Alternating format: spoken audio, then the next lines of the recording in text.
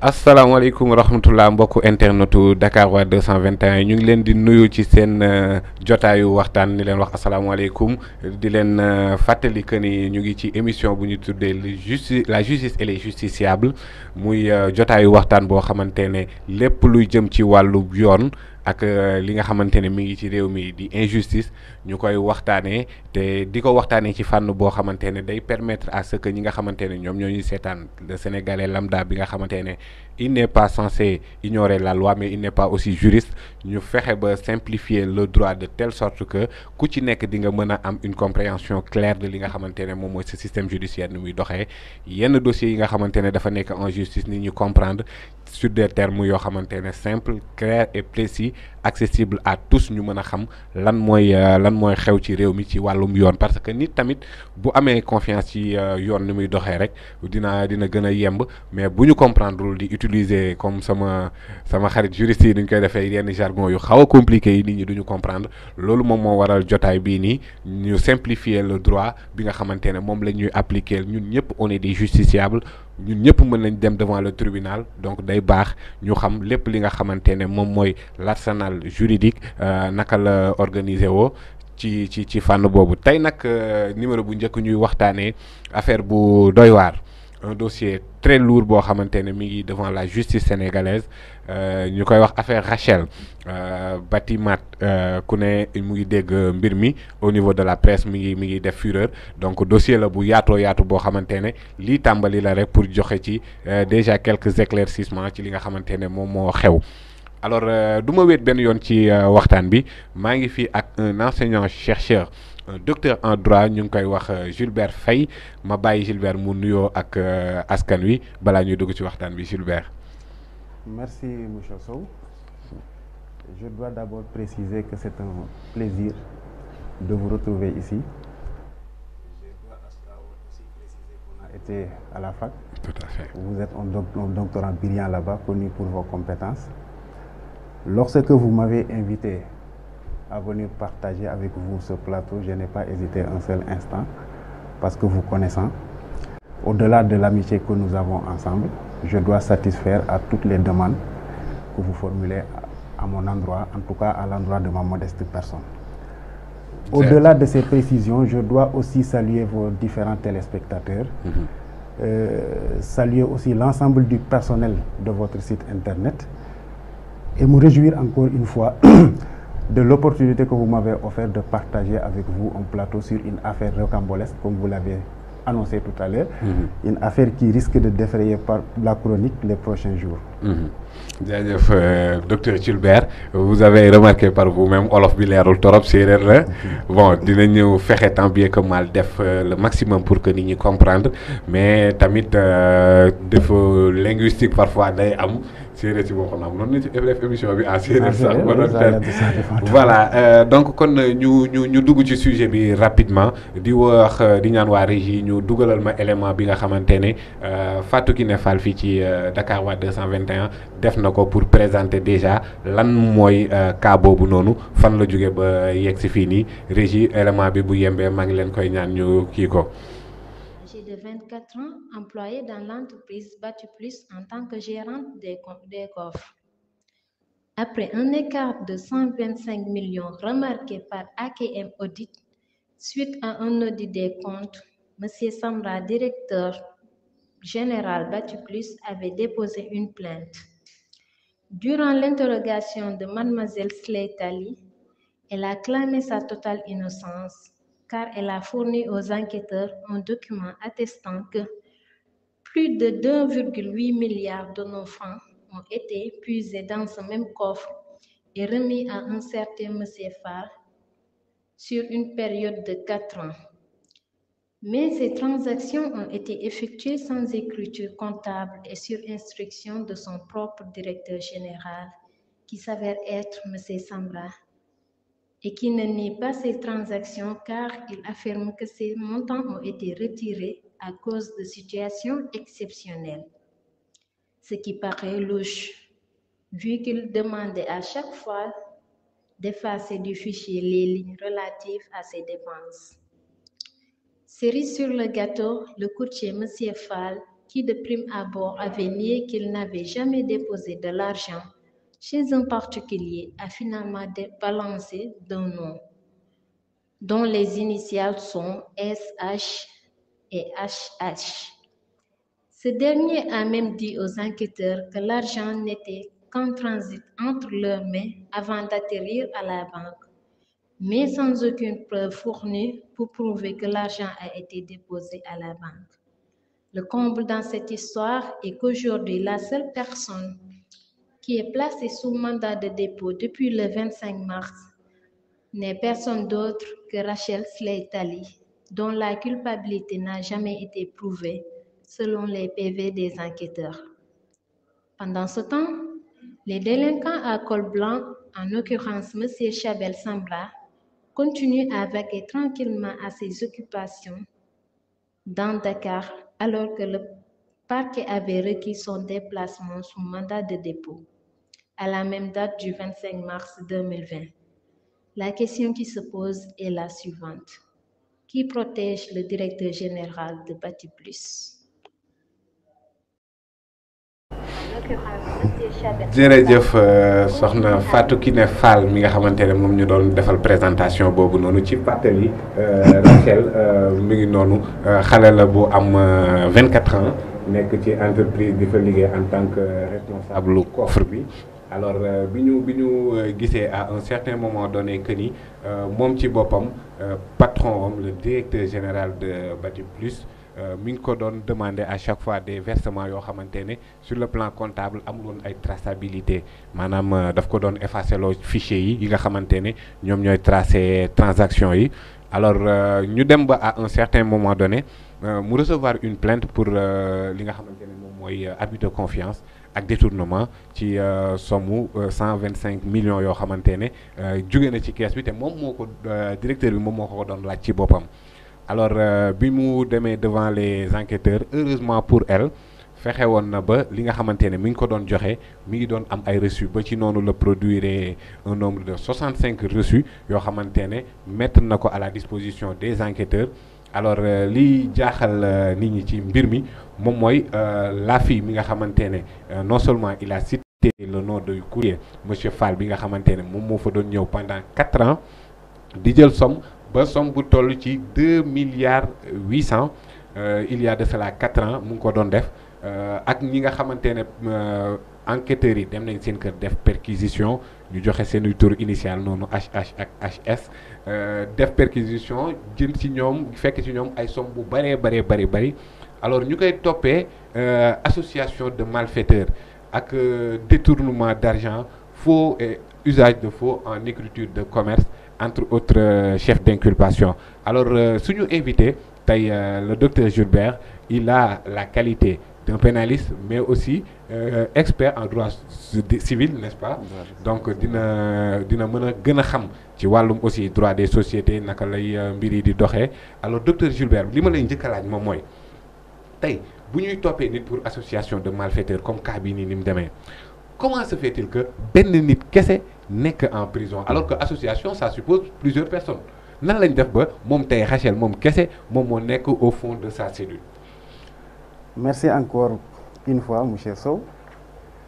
La question est intéressante à plus d'un titre parce que lorsqu'on parle d'association de malfaiteurs, cela suppose une pluralité de personnes qui ont l'intention de commettre une infraction. Ce qui particularise l'infraction d'association de malfaiteurs, c'est que c'est une infraction dont la matérialité n'est pas constituée à partir du moment où les personnes supposées avoir participé à la commission de l'infraction ont accompli des actes positifs. La seule entente avec l'intention de commettre des infractions suffit à établir l'infraction d'association de malfaiteurs. Est-ce que loolu ko jéem a faram-fàcceel ci olof. man mi sax maa ngi docteur. Ça va être très compliqué. Xam nga fii université nag. C'est pas à l'université, mais je vais essayer d'être beaucoup plus simple en français. En français. Parce que lorsque vous dites association de malfaiteurs, ça suppose qu'il y ait plusieurs personnes. Effectivement. Dans le fond de votre question, vous avez dit que la dame Rachel, effectivement, c'est la seule personne dans cette affaire qui a été sous mandat de dépôt, c'est-à-dire détenue donc de manière provisoire en attendant son jugement. C'est comme ça les procédures pénales. En tout cas, au niveau du Sénégal, c'est comme ça que ça se passe la procédure pénale, à plusieurs niveaux d'abord. il faut d'abord saisir les autorités policières. Ça peut être le commissariat de police ou la brigade de gendarmerie qui vont faire des enquêtes préliminaires. Dans le cas d'espèce, ces enquêtes préliminaires ont été accomplies de fort belle manière d'ailleurs par la section de recherche de la gendarmerie nationale. Après les investigations faites par la section de recherche de la gendarmerie nationale, le dossier naturellement va être transféré au procureur de la République. Donc les personnes sont déférées au parquet. Parce que vous savez, tout comme moi, en vertu de l'article 32 du Code de procédure pénale, c'est le procureur de la République qui est le maître des poursuites. Si vous prenez Rachel, avec d'autres personnes dans une association de malfaiteurs, vous avez, le procureur de la République peut décider souverainement de classer l'affaire sans suite. J'y reviendrai tout à l'heure parce qu'il y a une deuxième plainte qui avait été déposée par la dame, laquelle n'a pas eu de suite. Mais je voudrais... Je vais en venir. Mais je voudrais, avant d'en venir, rappeler, faire un bref résumé des faits qui ont amené toute cette histoire. C'est ma deuxième question. Voilà, ensuite, on va venir sur la détermination des infractions, sur comment se passe la procédure, etc. La dame Rachel était une étudiante à Paris, où elle a obtenu son diplôme de gestion. Lorsqu'elle a obtenu son diplôme de gestion de Paris, elle est tranquillement revenue au Sénégal. Son père, notamment, l'a présenté à son oncle, entre guillemets, parce que ce n'est pas un oncle direct comme nous le connaissons ici chez nous. Mais c'était un oncle, en tout cas, ils avaient des liens de parenté qui étaient un peu éloignés. Il le présente à un certain Samir, je pense, qui se trouve être le Christian Samra, oui. Samra, qui se trouve être le directeur général de Bati Plus. À l'époque, on doit dire que la dame, elle n'avait que 22 ans. Donc ça veut dire très jeune. Lorsque son père l'a présenté à Samra, ce dernier, très rapidement l'a recruté dans la société Bati Plus SA, qui se trouve être une société anonyme. D'où il est le directeur général, donc le représentant légal de la société. Tout à fait.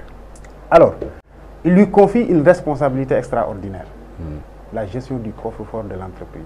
Ça, à cet âge et sans expérience. À cet âge et sans expérience, certainement. On nous a dit dans les faits qu'elle était tout simplement et qu'elle avait tout simplement un diplôme de gestion. Donc, à 22 ans, elle gère une manne financière extraordinaire qui est évaluée à des coûts de milliards. 2 ans plus tard, et on doit le révéler aussi parce que dans les procès-verbaux de la gendarmerie nationale, depuis les 2 ans qu'il a fait là-bas, de 22 ans jusqu'à 24 ans, il n'a jamais été reproché quelque chose. C'est important de préciser. On lui a jamais ça, ce sont les enquêteurs qui l'ont écrit. On ne lui a jamais demandé une lettre d'explication. Ça veut dire quoi? À mon avis, que sa gestion donc était un peu impeccable. Absolument. Maintenant, qu'est-ce qui s'est passé par la suite? On l'accuse d'avoir détourné une somme de 125 millions. C'est extraordinaire. Le 6 mars 2020, le Covid-19 venait de faire 4 jours au Sénégal. Le 2 mars. Le 6 mai, 2 personnes se présentent, non pas chez lui, mais à son lieu de travail. Ces personnes se sont présentées comme étant des éléments de la division des investigations criminelles. Il se trouve par la suite que ce n'était pas des éléments de la division des investigations criminelles, mais il se trouvait que c'était des clercs d'huissiers de justice qui étaient venus en vue d'une sommation interpellative. La sommation interpellative, comme vous savez tout comme moi, c'est que c'est un acte qui permet à une personne, vous interpellez la personne, de répondre par rapport à une question ou d'agir par rapport à quelque chose. Dans le cas d'espèce, elle devait répondre sur le trou de 2 milliards. 2 milliards. 2 milliards. Qu'est-ce qui s'est passé par la suite? Les clercs d'huissier de justice ont établi séance tenante en l'espace de, selon toujours les procès-verbaux de la section de recherche de la gendarmerie, ils ont établi 2 sommations interpellatives en l'espace de 30 minutes. Ce qui est extraordinaire dans ça, c'est que les 2 sommations interpellatives sont contradictoires. Absolument. Expliquez-nous. Dans la première sommation interpellative, la dame Rachel nie en bloc l'ensemble des faits contenus dans la sommation. Dans la deuxième selon toujours les enquêteurs, elle aurait passé aux aveux. C'est pourquoi nous le verrons un peu plus tard. Les avocats de la partie de la victime, je ne sais pas une victime, en tout cas la personne poursuivie, de Rachel, on parlait d'extorsion de signature.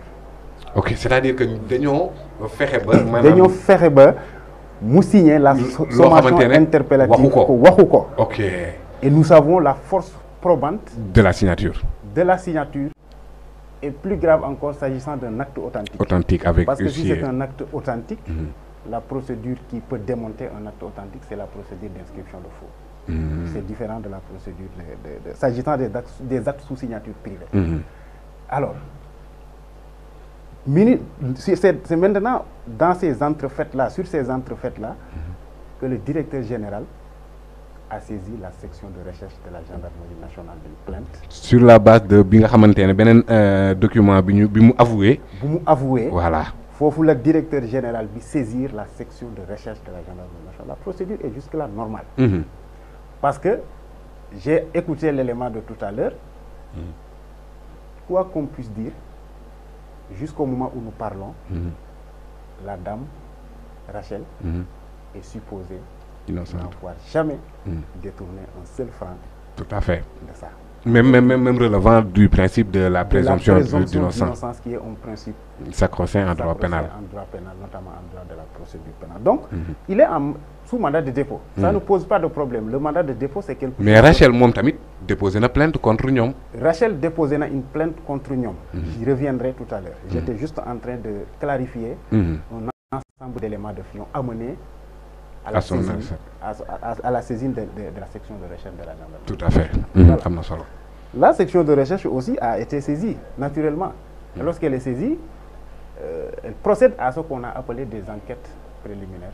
Ils l'ont gardée à vue. Après la garde à vue, le délai étant expiré, ils ont saisi le procureur de la République. La procédure est jusque-là normale. Le procureur maintenant de la République, c'est lui le maître des poursuites. En tout cas, au premier plan, c'est lui le maître des poursuites. Il a jugé nécessaire de requérir l'ouverture d'une information judiciaire. L'ouverture d'une information judiciaire que nous avons l'habitude d'entendre en matière criminelle. Mais ce n'est pas seulement en matière criminelle que le procureur de la République peut saisir un juge d'instruction. En matière délictuelle, notamment lorsque les faits sont un peu compliqués ou lorsque les faits sont un peu complexes, comme dans notre cas délit et crime, beaucoup différencier par rapport à ñi déglu ñu xam lan moy différence délit et crime. Délit et crime, le crime d'abord, parce que le code de procédure pénale, dans la classification tripartite, a pris en considération un élément très intéressant, c'est l'élément de la gravité de l'infraction. Donc commençons par le crime. Le crime, ce sont les infractions que les lois punissent d'une peine criminelle ou infamante, en vertu de la dernière révision, notamment sur la loi criminalisant le viol. Donc, toute infraction que la loi punit d'une peine criminelle ou infamante. Peine criminelle, moi, ce sont par exemple les travaux forcés à perpétuité, les travaux forcés à temps, etc. Ok. Donc, ça veut dire quoi? Pour connaître la nature d'une infraction. Mais quand bini enquête criminelle, c'est une enquête. Amul spécificité entre délictuel et criminel. Pour le moment, c'est un ensemble de délits. Un ensemble de délits. C'est un ensemble de délits. Donc, même si vous avez 20 ans, ensemble de délits, ça ne fait pas de l'enquête criminelle. Ça ne fait pas de l'enquête criminelle. C'est bon à préciser. Maintenant, dès le fil conducteur, le dossier est au niveau du procureur. Voilà, le dossier est au niveau du procureur de la République. Je disais tout à l'heure que lui, il avait l'opportunité il a jugé nécessaire de faire une information judiciaire. L'information judiciaire n'est rien d'autre que la saisine d'un juge d'instruction qui va procéder à un ensemble d'enquêtes. Le juge d'instruction va procéder à un ensemble d'enquêtes. Et je dois encore préciser que le juge d'instruction lui-même est un magistrat du siège, indépendant donc. Lorsque vous saisissez le juge d'instruction, le procureur de la République saisit le juge d'instruction par quoi? Par ce qu'on appelle un réquisitoire introductif. Le réquisitoire introductif vise des faits. Il faut le préciser parce que, vous l'avez rappelé tout à l'heure, il n'y a que Rachel qui se trouve être en prison. looloo ma jaaxal ci association. C'est association de malfaiteurs. Il y a une seule personne ne peut pas s'associer. Quand même. Et il se trouve que c'est elle seule qui est en prison. Mais vraiment. J'y reviendrai. Parce que les pouvoirs qui sont dévolus au procureur de la République ne sont pas les mêmes que les pouvoirs qui sont dévolus au juge d'instruction. Procureur bi moom li mu requérir mooy ñoom ñëpp nañ dem prison. moom ñëpp nañ dem prison à commencer par le directeur général. moom lan lay reprocher directeur général bi moom procureur. Détournement, blanchiment des capitaux. Détournement ak blanchiment des capitaux. Donc c'est-à-dire que maître de l'opportunité de poursuite moom jàpp na ne kii moom moo def détournement bi moom directeur général. jàpp na ne il y a des indices qui laissent penser qu'il y aurait un détournement. Mais parce que le procureur de la République, bizarrement, je vais en venir. Le procureur de la République ne détermine pas la culpabilité de la personne. Moom mënul jàpp ne kii moo def. C'est pas sa compétence ou sa qualité, c'est une partie au procès pénal. Il poursuit. Donc mënul établir. mais moom bu neewul par exemple Pape Moussa Sow nañ ko poursuivre kenn du ma mës a poursuivre bu ne bu classé sans suite kii bi jeex na c'est-à-dire que day apprécier c'est du daan mais moom moo bu ma ku dem prison rek moom d'accord na ci. Absolument bu classé sans suite. Si il dit que Pape Moussa nañ ko poursuivre. Voilà kenn du ko poursuivre. Moi je suis une victime de vos agissements. Je peux saisir le juge d'instruction. Notamment par une plainte avec constitution de partie civile. De partie civile. mais notamment l'inertie du procureur de la République. Tout à fait mais bii nii nga xamante ne moom dafa demander à ce que ñu requérir mandat de dépôt contre kii bi le juge d'instruction il a outrepassé wala le gars il s'est volatilisé parce que loolu mën laa comprendre wul. naka la procureur di requérir ba pare après le gars reste libre quoi. Je reviens. C'est là même où je voulais préciser les choses. Vous êtes un procureur de la République. Vous avez saisi un juge d'instruction pour l'ouverture d'une information judiciaire. Et dans ce cas d'espèce, c'est le doyen des juges qui a été saisi pour dire que l'affaire est une affaire extrêmement complexe. Si vous avez saisi le juge d'instruction, mais Gilbert dama bëgg tamit def benn un peu récap pour gars yi mën a comprendre xam naa ne français bi moom mi ngi sonal gars yi mais li nga xamante ne tey jii nii moom moo xew ci mbir mi déjà Rachel moom ci boppam en tant que ku nekk ci employé benn société bi am ay cas de détournement yoo xamante ne moom lañ signalé benn moom mi nga xamante ne moom mooy victime bi enfin moom la ñu incarcéré pour détournement mu produire 65 reçus parce que en vérité le directeur général moom dafa jàppoon ne comme ni mu ko doon waxee comme ni mu ko doon joxe ay instructions nayit effacé donc moom jàpp na ne amul traçabilité amul lenn lox alors que en lieu et place xale bi moom mi ngi doon garder ay reçus alors reçus yooyu mu garder jox na ko session de recherche bi nga xamante ne moom ñu ngi koy enquêter alors sur la base de ces documents yooyu noonu pour man waroon na mën a doon loo xamante ne da koy disculper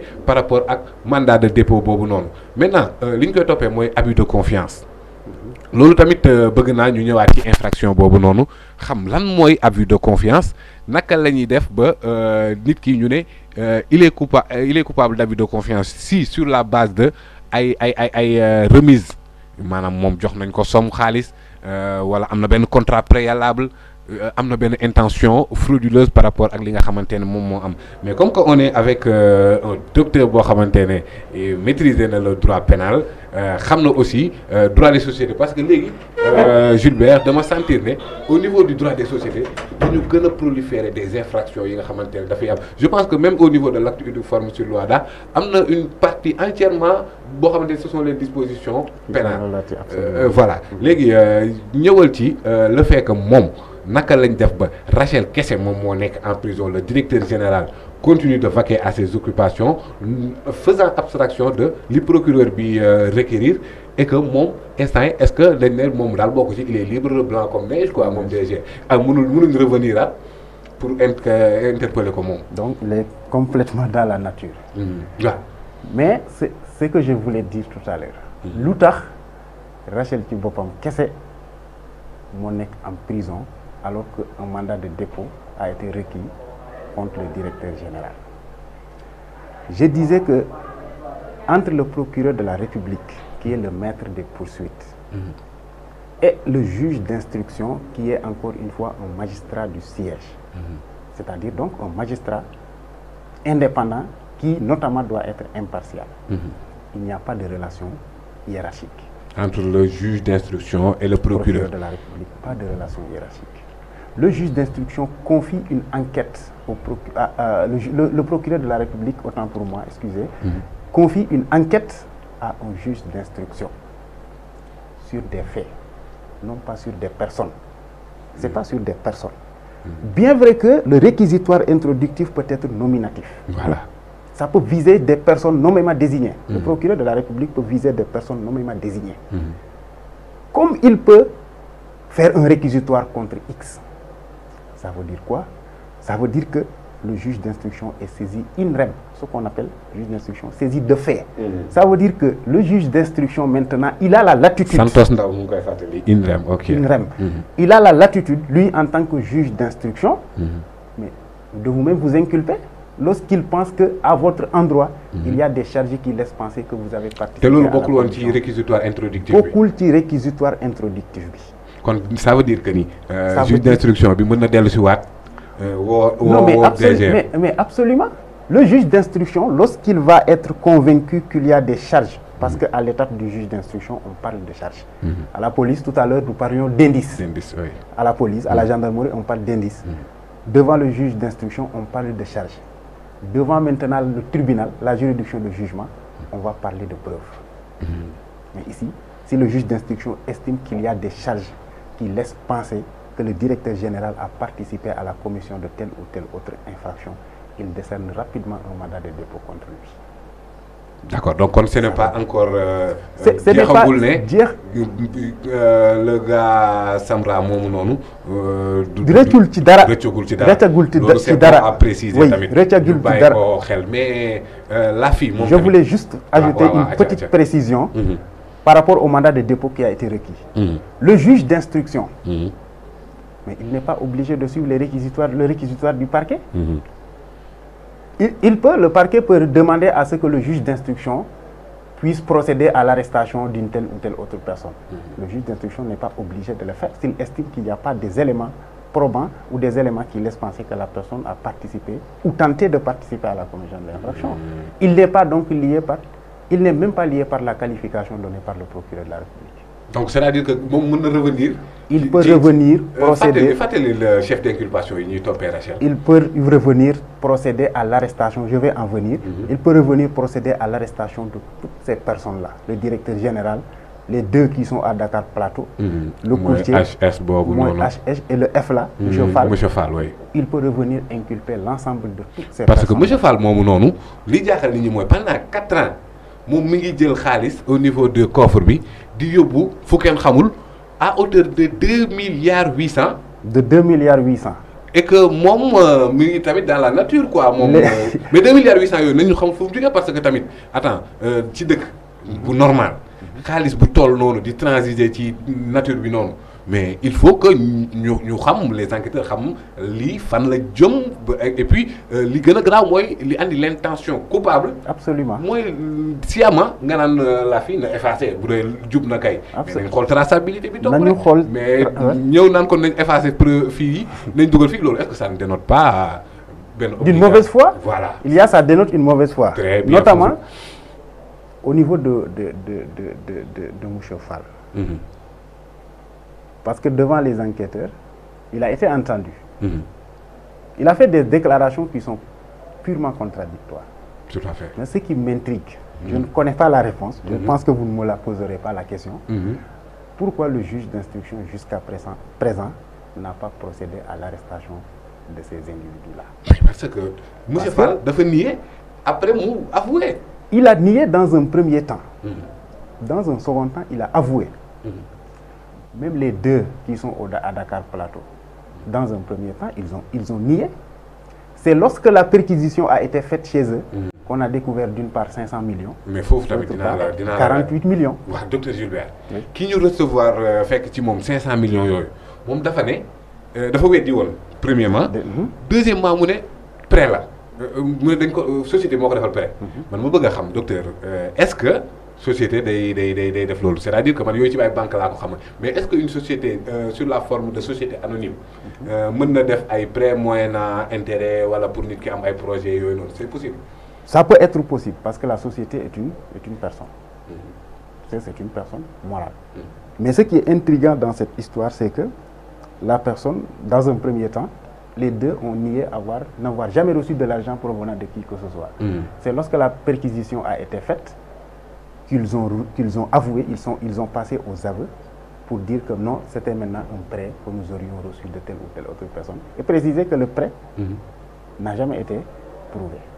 Il n'y a jamais eu de trace laissant place à ce que le prêt puisse être matérialisé par un document. Ça veut dire quoi?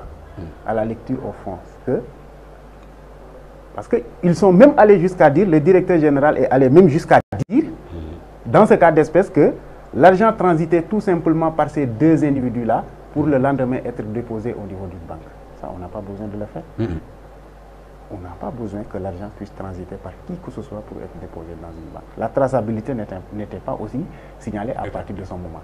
Ça veut dire quoi? Ça veut dire qu'il y a une intention manifeste qui ne dit pas son nom dans cette affaire. D'où l'infraction de blanchiment de capitaux. D'où l'infraction de blanchiment des capitaux. Mais là, le blanchiment de capitaux, docteur?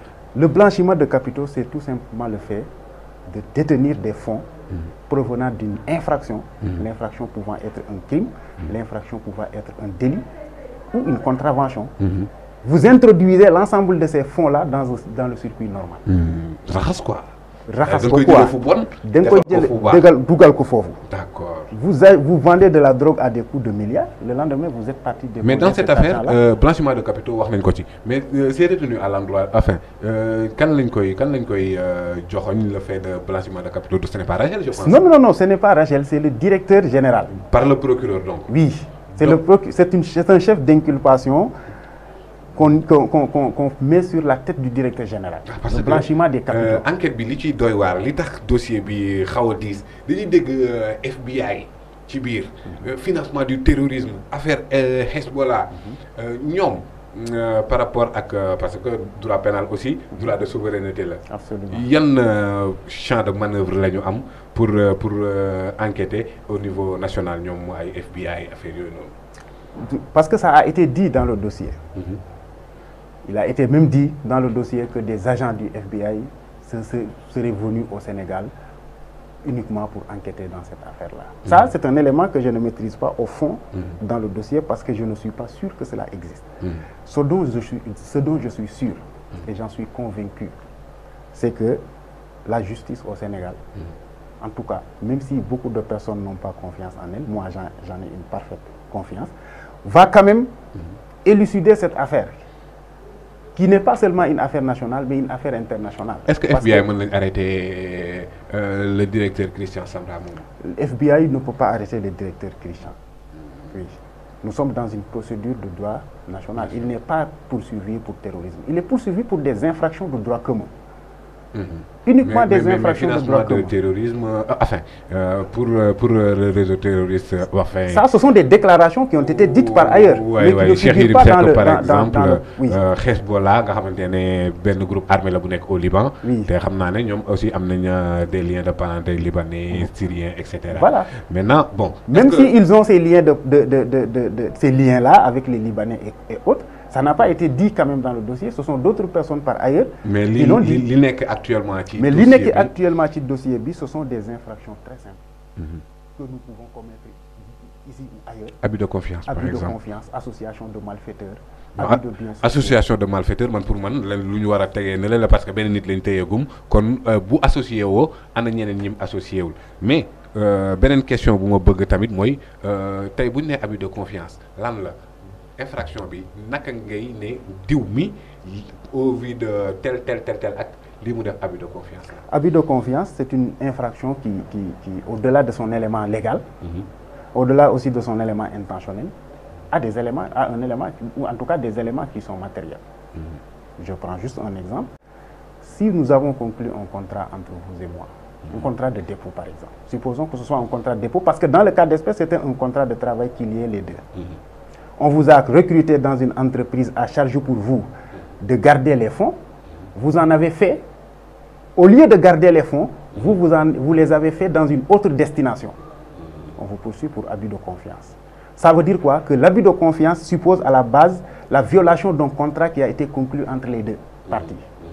Oui. Donc, c'est différent aussi de l'abus de biens sociaux. Abus de biens sociaux, infraction que l'on retrouve dans le droit des sociétés commerciales. C'est différent de l'abus de biens... C'est quoi la différence? Dans l'abus de biens sociaux, ce sont les biens de la société commerciale qui sont détournés ou qui sont les biens ou le crédit de la société commerciale. Les biens de la société commerciale, ça peut être des biens meubles comme ça peut être des biens immeubles. Le crédit de la société commerciale, c'est la confiance accordée à la société commerciale, en tout cas de par sa réputation.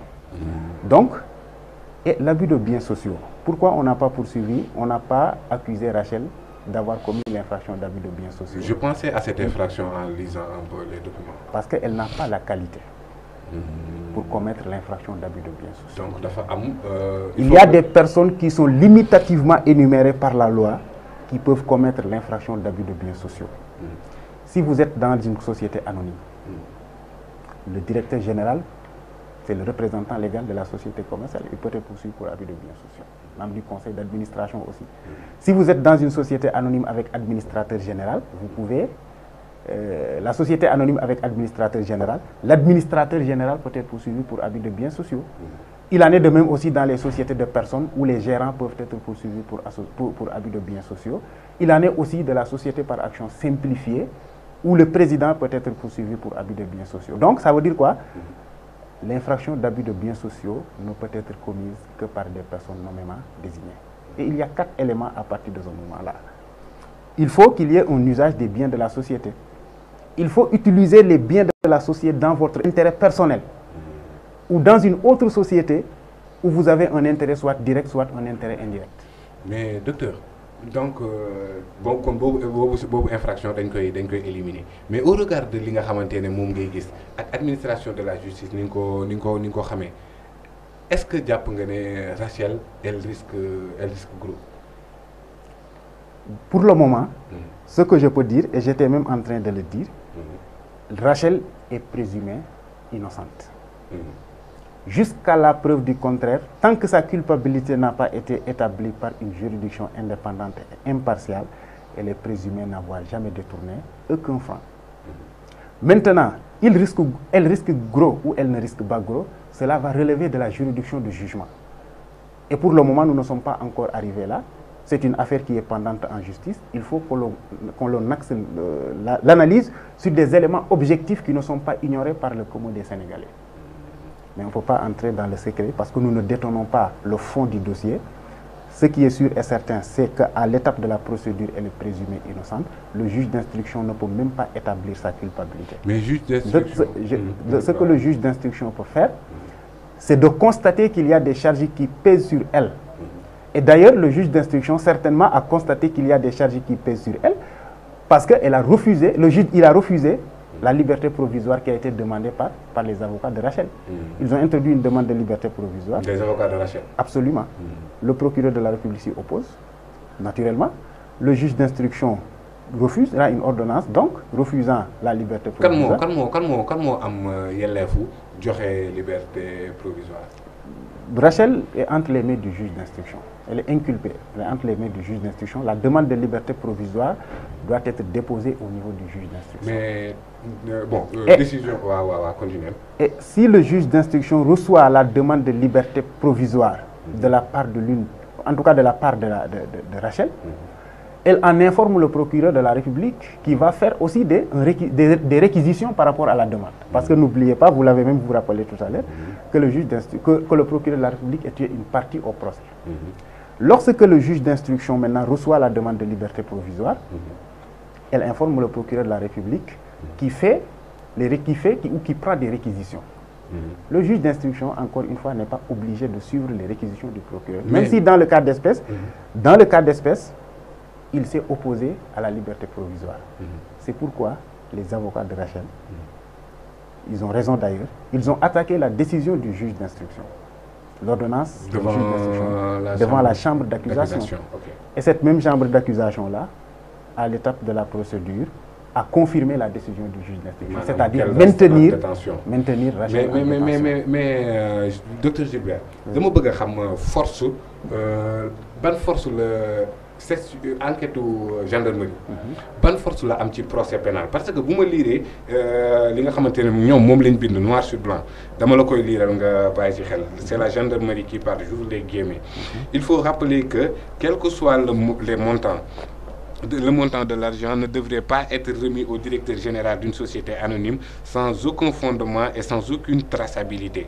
À cet égard, on peut citer l'article 891 de l'acte uniforme sur le droit des sociétés commerciales et les groupements d'intérêt économiques, j'ouvre les guillemets, qu'encourt une sanction pénale, le gérant de la société à responsabilité limitée, les administrateurs, président, directeur général, son adjoint, le président de la société par action simplifiée, les administrateurs généraux ou l'administrateur général adjoint de mauvaise foi font des biens et crédits de la société un usage qu'ils savent contraire à l'intérêt de celle-ci et à des fins personnelles, matérielles ou morales, ou pour favoriser une autre personne morale dans laquelle ils sont intéressés directement ou indirectement. En l'espèce, la société Bâti Plus a volontairement envoyé pendant plusieurs années des milliards de francs vers des boutiques de monsieur HM et Hakem HS et l'intérêt de la société dans l'acheminement de ces fonds reste à justifier. Si la gendarmerie nationale dit ça, bonne force le lolo am au niveau de l'accusation. D'accord. C'est ce que j'ai rappelé tout à l'heure par rapport aux éléments constitutifs de l'infraction d'abus de biens sociaux. Cette infraction-là a été prévue, comme vous l'avez rappelé tout à l'heure, par l'article 891 du Code de l'acte uniforme de l'article du droit des sociétés commerciales et du groupement d'intérêt économique. Maintenant, si la gendarmerie est allée jusqu'à dire une telle déclaration dans un procès verbal, on se pose naturellement la question de savoir quelle est la force de cette déclaration de la gendarmerie. On doit rappeler. Parce que la gendarmerie, pour moi, qu'on va absolument, peut-être dans l'entendement des... Non, la session de recherche, aussi du professionnalisme. On les a connus pour leur professionnalisme. Ils font quand même un travail extraordinaire. Mais ce qui est... C'est que le procès verbal de la gendarmerie ne sert qu'à titre de simple renseignement. Ça ne lit pas le juge. Ça ne lit pas. Les déclarations contenues dans le procès verbal de la gendarmerie ne lit pas le juge. C'est un document qui ne sert qu'à simple renseignement. Mais docteur, on peut même écarter. Ce qui lit le juge, ce qui lit le juge dans notre cas d'espèce et ce qui va lier le juge dans le cas d'espèce, c'est ce qui est prévu par l'article 414 du Code de procédure pénale, qui dit clairement que, hors les cas où la loi en dispose autrement, les infractions peuvent être prouvées par tout moyen et le juge décide d'après son intime conviction. C'est-à-dire que la preuve en matière pénale beaucoup avec la preuve en matière civile. Nous prouver. Mais ça, ce n'est pas un élément de preuve. Mais le procès verbal de la gendarmerie, ça, c'est la loi sénégalaise qui le dit comme ça. Oui, mais loi le procès verbal docteur. Non, c'est-à-dire que la gendarmerie, en toute impartialité, parce que les erreurs peuvent extorquer des aveux. Extorquer des aveux qu'ils vont mentionner dans le procès verbal. Vous savez, les gendarmes, parfois, ils cherchent des coupables. Ils vont faire tout. Ils vont torturer parfois, la torture pouvant être physique, comme la torture pouvant être morale. Et il y a, je le dis tout le temps, il y a des tortures qui existent et qui sont légales. Des tortures légales? Absolument. On a signé une convention contre nos tortures. Comment ça se passe? J'explique, c'est peut-être une parenthèse, ça va permettre ce n'est pas des tortures qui sont physiques, ce sont des tortures qui sont morales. Vous êtes poursuivi pour une infraction terminée. Vous êtes en garde à vue dans les locaux de la gendarmerie ou de la police nationale. On doit vous entendre sur l'ensemble des faits pour lesquels vous êtes poursuivi. Le Code de procédure pénale du Sénégal n'a pas déterminé la durée des interrogatoires. Je ne sais pas, vous suivez. Ne détermine pas la durée des interrogatoires, n'a pas dit que les interrogatoires doivent être entrecoupés par des pauses. Monsieur Sow, ça signifie quoi? Que vous pouvez être entendu par la section de recherche de la gendarmerie de 8 h du matin jusqu'à 8 h le lendemain sans aucune pause particulière. Ça veut dire que, oui, Les gendarmes se relaient, ils ne vous bastonnent pas. Mais Ils ne vous torturent pas physiquement. Les gendarmes se relaient sur vous, vous posent des questions, vous privent même de votre droit d'aller fumer parfois. Vous êtes assis sur une chaise pendant 24 heures. Ça, c'est une torture qui est morale, qui est conforme à la loi. Parce que la durée des interrogatoires n'a pas été prévue. Vous êtes fatigué intellectuellement. Vous êtes fatigué. Mais est-ce que ci loolu noonu mën nañ am des preuves yoo xamante ne dina leen permettre pour une bonne administration de la justice nit koo xamante ne de autant de temps ñu ngi koy interroger parfois ñu lay yee guddi nangam mais loolu est-ce que kooku li muy wax. C'est pourquoi il faut faire très attention par rapport aux procès-verbaux de la police ou de la gendarmerie. Maintenant docteur Gilbert kii Rachel dañ ko andil benn document acte authentique boo xamante ne elle passe aux aveux tey jii nii boo gisee société boobu noonu di Batiplus def nañ benn communiqué pour souci d'équilibré dinañ lire communiqué bi. Absolument. boo xamante ne nee nañu moom elle est passée aux aveux. moom nee na loolu ce n'est pas authentique parce que dañ ko ko bindal noonu kese signature am ñu falsifié bu ñu établir la véracité de cet acte là li Rachel wax ñooñu noonu lan la ñuy encourir ñoom ñi nga xamante ne ñoom ñoo produire muy huissier muy société beeg ñoom ñëpp. Ils auront commis un faux en écriture publique parce que c'est un acte authentique, je l'ai rappelé au début du propos. Ces personnes-là qui ont mentionné, parce que ce qui fait la particularité de l'infraction de faux, c'est que ça peut revêtir deux formats, deux catégories. Nous pouvons parfois avoir un faux intellectuel. Le faux peut être un faux intellectuel, comme le faux peut être un faux matériel. Dans le cas d'espèce, il ne peut s'agir que d'un faux intellectuel. Le faux intellectuel, ça renvoie à quoi? Aux déclarations contenues dans l'acte authentique dont vous avez fait état tout à l'heure. Ça veut dire quoi? Ça veut dire que les déclarations qui sont contenues dans l'acte authentique ne sont pas vraies. Ça engage la responsabilité de... Ça engage la responsabilité de l'auteur du faux. Faux en écriture publique. Ça peut être l'huissier, ça peut être le notaire, ça peut être toute personne investie par la puissance publique. Ça peut être même un officier de police, un officier de police judiciaire. Mais docteur, oui. L'aveu est la mère des preuves. Il faut relativiser. D'accord, oui, parfois. Oui. Les HS Bobo et HH Nyom avoué que ni recevoir des fonds venant de l'entreprise Batiplus. Le monsieur Fall avoué que ni il transportait de l'argent. Nyom constaté le fait que il n'y a pas eu de traçabilité. C'est-à-dire que ça prouve la session de recherche sur le fait que nous gagné de l'argent sans traçabilité qui directeur bi nga xamantene mom moy ki. Est-ce que ce n'est pas établi qu'une infraction a été commise et que l'élément intentionnel est là par rapport à li koy wax le fait que ñom ñep accepté nañ que xaliss génn na té kenn gisul trace. Accepter que Khalis bi génn na te ñoom kenn gisul ci trace. À partir de ce moment, ces trois personnes dont vous avez parlé tout à l'heure, à mon avis, parce que je ne connais pas encore ce que le juge va décider, leur culpabilité ne fait l'objet d'aucun doute. Il fallait, le juge d'instruction, et je pense même dans mon intime conviction qu'il va y procéder, demander leur arrestation dans les meilleurs délais. Pour la manifestation de la vérité, bien sûr. Ouais. Parce que on n'a pas dit les personnes seront coupables. Ou on n'a pas dit que les personnes sont coupables. Non, on respecte coupables. La présomption d'innocence. On respectera la présomption d'innocence durant toutes les étapes de la procédure. Mais quand même, au moins, dans le commun des mortels, dans l'entendement, dans l'imaginaire collectif des Sénégalais, il y a des indices qui laissent penser que ces personnes ont commis ou tenté de commettre des infractions. Maintenant, ce qui est intriguant dans ça, c'est l'inertie du juge d'instruction. Mais l'inertie du juge d'instruction, encore une fois, comme je l'ai rappelé, ne m'étonne pas outre mesure. Ça ne m'étonne pas parce que... Non, parce que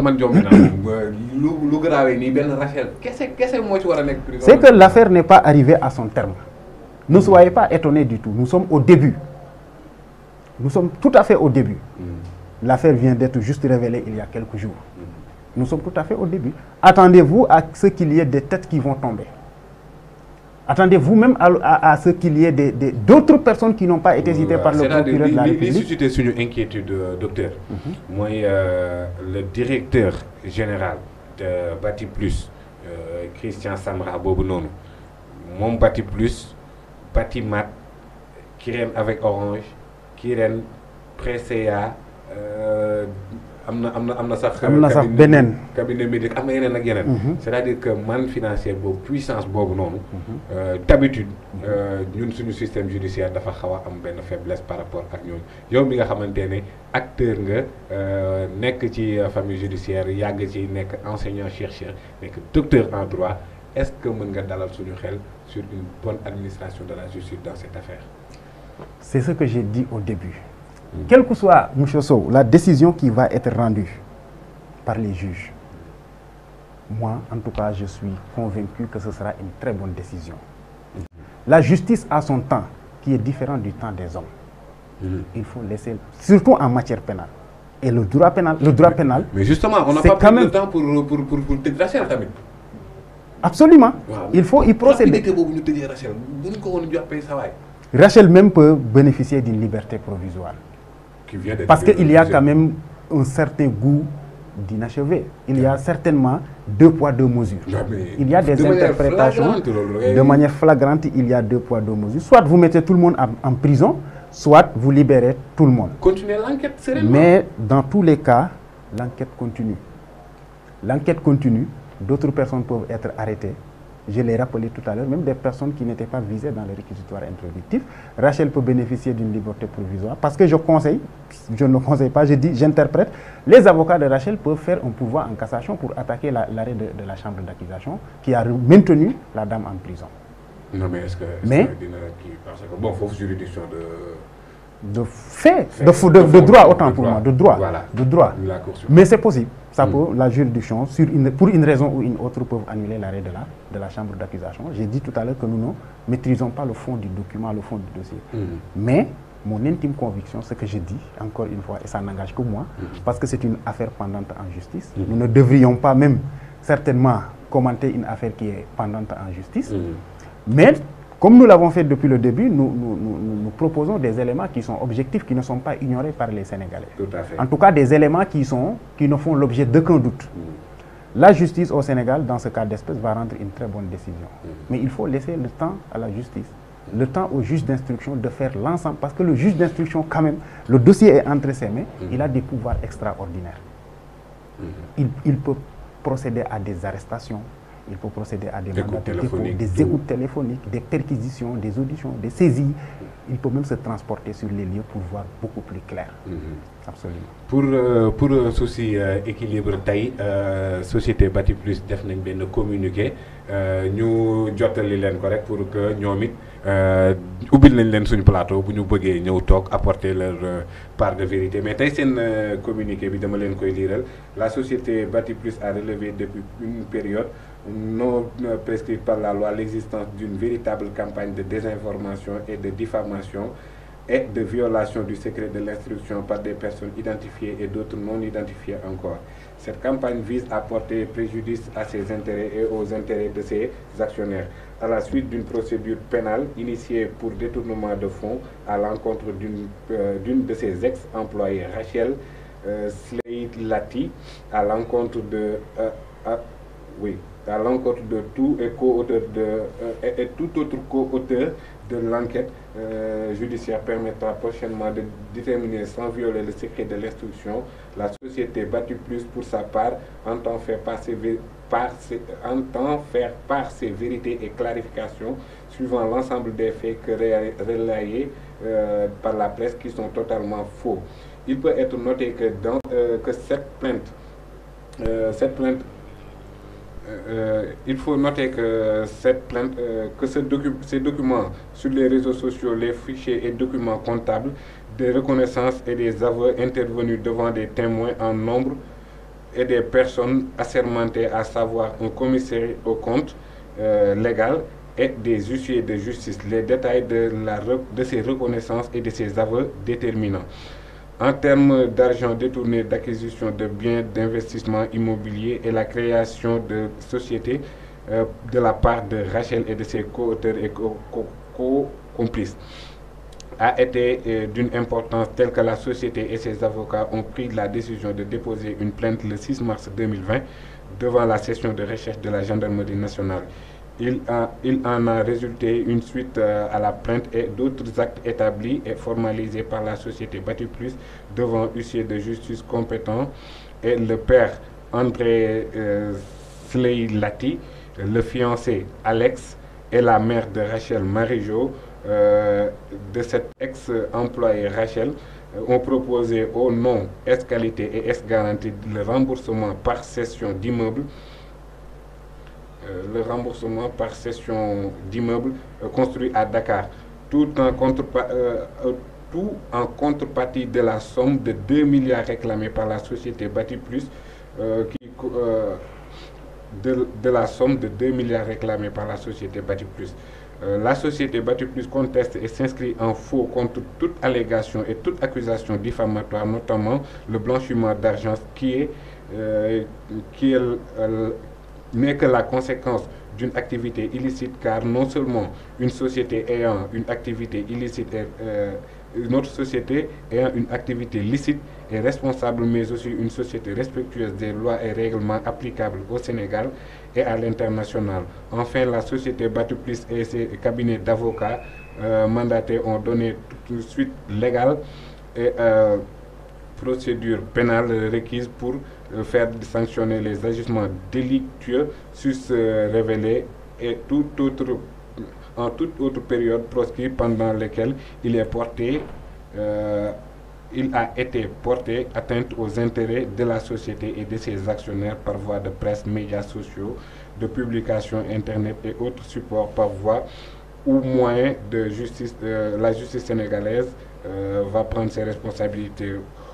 Aussi, toute personne ayant édité, relayé, partagé, favorisé tout propos ou article, commentaire diffamatoire ou autre sera poursuivi pour être sanctionné conformément à la loi pénale applicable.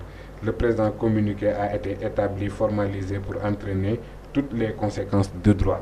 Alors bu ñu mënee tënk li nga xamante ne moom la communiqué wu Bati Plus bi wax mooy ne Rachel mi nga xamante ne ñoom gis nañ ne presse bi ñu ngi commencé di ci wax di leen diffamer, ñoom nee nañ nit ñi dañ leen di diffamer, di leen di désinformer par rapport à la chose. képp koo xamante ne nee nañ wax nga ci loo warut a wax ci ñoom seen société di jéem a andi ay maanaam information yu dul noonu di yàq seen der voilà di leen calomnier, ñoom dinañ layoo ak yow ci justice. ñu ngi fàttali ñoom waa Bati Plus que ni Rachel ci boppam moom moo avoué que ni loolu moom moo ko jël 2 milliards la ñu wax fii, mais tamit fiancé wam papaam ak yaayam waxoon nañ d'accordoon nañ que ni dañuy fay ci benn immeuble boo xamante ne mi ngi ci Ndakaaru. Alors li ñu jaaxal ci mbir mi mooy papa jooju yaay jooju fiancé boobu Rachel ci boppam déposé nañ plainte contre ñoom waa Bati Plus, mais naka ngay mënee avouer ba ne di nga fay ba pare di plainte ki nga xamante ne moom nga def loolu noonu pour ne kooku moom moo def agissement yi ngay wax, moom moo def blanchiment de capitaux yi. Alors may fàttali que ni ñi nga xamante ne ñoom ñooy les proches de Rachel ñu ci bëri avant ñuy toog ci plateau bi ni jokkoo na ak ñoom ñëpp nee nañu à l'unanimité que ni loolu ñuy wax ci compensation, loolu ñuy wax ci fay amut. ñoom au contraire ñoom ñu ngi poursuivre Bati Plus, ñu ngi poursuivre ñi nga xamante ne ñoom ñoo organiser campagne calomnie boobu bi yóbbu seen doom âgé de 24 ans au niveau de la prison. Docteur Gilbert, en tant que juriste, en tant que docteur, communiqué bi menaces yi c'est des menaces à peine voilées. Lan la mën a jur ci conséquences juridiques par rapport ak benn affaire bu nekk ci société bi, ñi nga xamante ne dëkk nañ société bi war ko waxtaanee? Est-ce que dafa doon ne liberté d'expression ci mbir yi nii dafa amatul wala nu mu demee? Lan nga ñu mën a leeral? Voilà, liberté d'expression bi war na am, mais dans le respect aussi de certains principes de droit, notamment le secret de l'instruction. Le communiqué que j'ai lu moi-même avant de venir ici, je l'ai lu, le communiqué est sorti très tardivement la nuit. Ah, d'accord. On l'a lu, qui fait dans la menace. Ouais.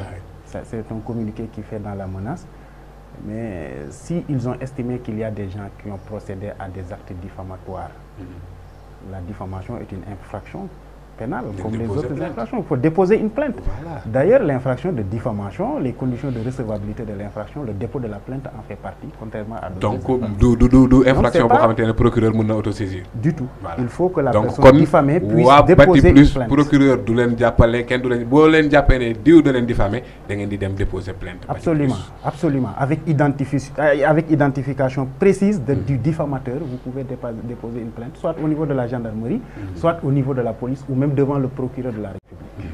Alors, le communiqué qui est fait dans la menace contient aussi des déclarations qui n'ont jamais été approuvées par la famille de Rachel. Ils ont dit qu'ils ont procédé à des transactions, ils ont voulu transiger, moyennant ou en tout cas en contrepartie d'un immeuble qui serait construit à Dakar. Je ne pense pas, je n'ai pas vu dans les procès-verbaux de la police que la dame est passée aux aveux devant les enquêteurs.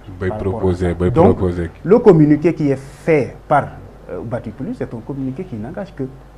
Maintenant, si d'une part ou d'autre part, ils ont estimé qu'il y a des aveux qui ont été faits par telle ou telle autre personne, notamment, ils n'ont qu'à produire les reconnaissances de dettes qui sont aussi ou qui seront aussi des actes qui seront authentiques. Donc, s'ils estiment qu'il y avait des aveux de la part de Rachel d'une part, ou des diffamateurs d'autre part, ça peut être nous comme ça peut être d'autres personnes, ils n'ont qu'à déposer une plainte. ñoom kay xam naa ne li leen tiital mooy xëy na Pape Alé Niang dafa annoncé ne wane dossier yu bari. Mais dina ko teg sur la table. Il faut que nous tenions sur la table parce que c'est un scandale financier qui a des relents internationaux. Exactement. Donc il faut que nous les ralco. Mais nous, à notre niveau, en tout cas moi à mon niveau, je me limite tout simplement aux faits objectifs. Notamment la plainte, la deuxième plainte qui a été déposée par la dame. Laquelle plainte n'a pas eu de suite. Lan la leen di toppee. C'est pas de la diffamation. Il les poursuit pour le chef. Rachel, oui. Parce qu'il s'est retourné contre nous. C'est ce qui rend un peu la chose bizarre. Nous insister sur aveu, mais qui avoue bon, voilà, c'est ça un peu ce qui fait que l'affaire est un peu compliquée. Ouais. Parce que extorsion de signature. L'extorsion de signature. Quand on parlait des aveux, à la base, il y a ces documents-là qui contiennent des aveux. Extorsion de signature, moi, falsifier signature sur place. Soit on falsifier signature, ou obtenir signature par la force. Ça peut être une force physique, ça peut être une force morale. Dafa mel ni temps yi gars yi dafa mel ni dañoo falsifier une signature du président de Tchad. Par rapport à un fameux décret là. Voilà. waaw gars yi temps bi mu ngi xot on est presque à 1h04 d'émission lii loo xamante ne la mi ngi soog a def éruption au niveau de la presse mais ñi ngi ci di gëstu am na ci ñu bëri ñoo xamante ne xëy na jox nañu beaucoup d'éléments je pense à Fatou Moustapha Diop au niveau des États-Unis nga xamante ne mi ngi ci mbir mi avec beaucoup de détermination et d'engagement alors waxtaan bi muy la justice et les justiciables foog naa lii la maanaam ce n'est pas une question de faire un procès non pas du tout jéemuñu tamit nekk di commenter sur des décisions de justice je pense en tant que juriste et en tant que légaliste li minimum ci nga xamante ne mooy li def mooy ñu respecter l'autorité de la justice et que lépp loo xamante ne jugé nañ ko on respecte l'autorité absolue de la chose jugée alors mais waxtaan bi ñu xam ne noonu lay findeeloo dinañ ci continuer xuusal ci cas bi ni parce que bëri na yu nekk ci biir yoo xamante ne ba léegi leeragul mais enquête baa ngi continuer procès baa ngi dossier baa ngi continuer ñu ngi continuer ñu nit suñuy investigation luñ ci am lu bees dinañ ñëwaat toog ci même plateau càmbar ko parce que il n'est pas question que la justice sénégalaise soit la justice des plus forts soit la justice des puissants soit la justice bi nga xamante ne ñi yor les lobbies financiers ñoom ñoo koy téye à chaque fois ngay gis pauvre boo xamante ne sàcc na benn neen def des années de prison koo xamante ne blanchiment détournement faux lu ne lañ leen di jiiñ ñu nekk au dehors di vaquer à leurs occupations tax loolu day permettre ñun sénégalais duñu amati confiance à notre justice te bu ñu amul confiance à notre justice fayal sa bopp moom moo fi am donc kon justice bi moom moo war a veiller à plus de crédibilité ci li nga xamante ne moom lay kii mais docteur Gilbert balaa ma la doon bàyyi bëggoon naa laa laaj suñu internautes yi tamit ñu bëri ñu ngi ko doon laaj naan ma Gilbert laajal ma ko loolu mooy cas Bougazelli faux et usage maanaam xaalis bu ñu naka lañ koy woowee sax infraction. oui c'est des. à hauteur de lu garaawee noonu. ñu ne moom mooy nañ ko liberté provisoire alors que Rachel mii nii xale bu ndaw 24 ans wax dëgg yàlla ñu tooñ ko dugal ko foofu mu def liberté provisoire ba sonn amul xaalis nekkul autorité naka ngay apprécier yenn genre comportement yooyu noonu ci suñu. Très rapidement parce que là-bas aussi il y avait deux choses. Le ministère public d'une part et le juge d'instruction d'autre part. À chaque fois que les faits sont extrêmement compliqués, le procureur de la République peut faire recours à un juge d'instruction. Et le juge d'instruction, c'est un véritable enquêteur. Au-delà de sa qualité de juge, c'est un enquêteur extraordinaire. Dans ce cas d'espèce aussi, il a été requis que M. Bougazeli, qui a été poursuivi pour détention de faux billets de banque, la liberté provisoire a été motivée par l'état de sa santé. Selon les déclarations qui ont été annoncées par ses conseils. Madame, son état de santé n'est pas... Son état de santé était incompatible avec le milieu carcéral. Au moment où on renvoie Hissène Habré? Au moment où on renvoie Hissène Habré. Hissène Habré, qui d'ailleurs, il faut le préciser, n'est jamais sorti de prison. Il a été en prison chez lui. Comment ça, prison chez lui? Dans une résidence surveillée. Il y avait des gardes pénitentiaires avec lui.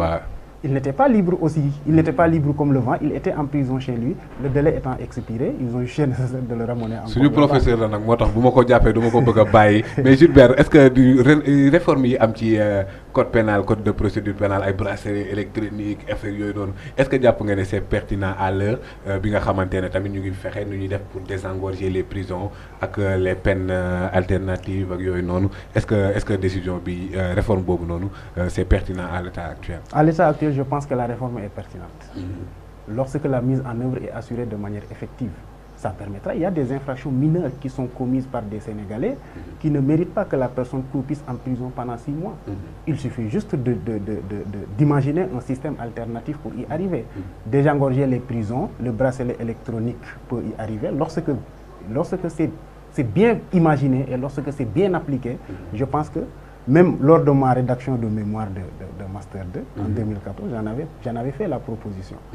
Oui. C'est la même proposition. Exactement la même proposition, parce que c'est un système que j'avais découvert dans d'autres pays, notamment en France et dans d'autres pays occidentaux, et qui avait permis aussi de désengorger certaines prisons. J'ai pensé que le système pouvait être importé au Sénégal pour permettre, parce que les prisons au Sénégal, ça ne fait l'objet, ce n'est plus un secret, que c'est un surpeuplement extraordinaire.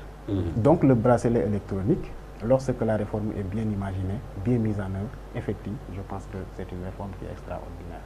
Très bien, docteur Gilbert Faye, dit docteur en droit enseignant-chercheur à l'université Cheikh Anta Diop, faculté des sciences juridiques et politiques.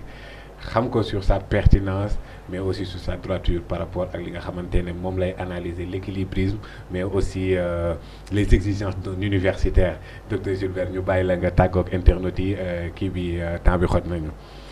En tout cas, je vous remercie encore une fois de l'invitation. Ça a été un honneur, même si on en a parlé hier un peu tardivement la nuit. Tout à fait, c'était pas évident. Mais puisque nous nous sommes connus à la fac, nous sommes des amis.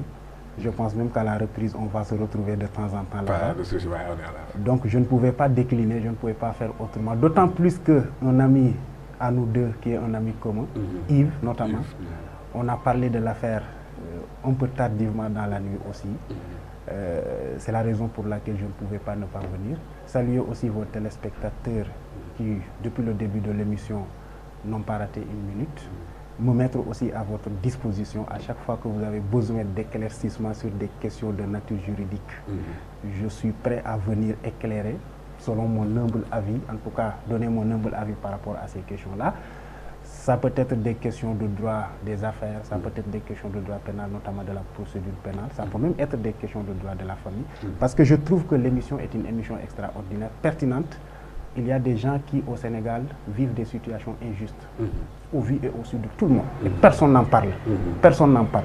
Je pense que dans l'univers médiatique au Sénégal, c'est la seule émission, à ma connaissance, qui fait un effort de révéler au public ces injustices qui sont vécues par nous autres Sénégalais. Et nous, vous comme moi, nous pouvons nous retrouver demain ou après-demain dans la même situation exactement.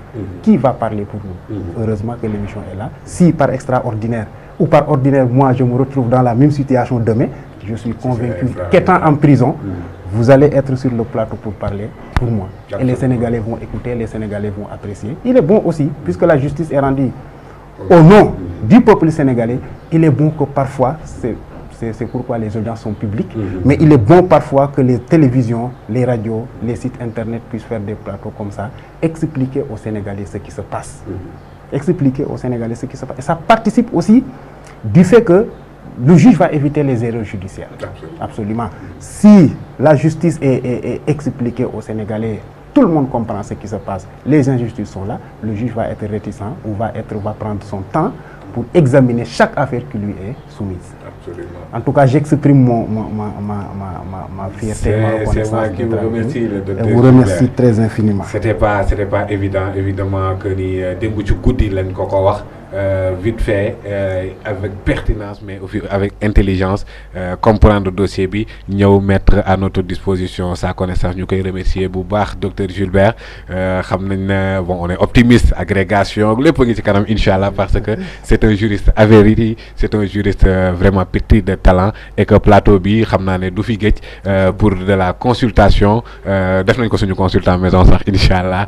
Donc, dilen jox rendez-vous ci benen émission ci yeneen cas yoo xamante ne dinañu organiser des juristes woo leen ñu ñëw toog waxtaan des avocats des praticiens des théoriciens du droit pour que le droit bi nga xamante ne moom la ñuy appliquer ñun ñëpp ñu comprendre ndoo ko de manière simple, claire et précise. C'est ça l'essence même de cette émission.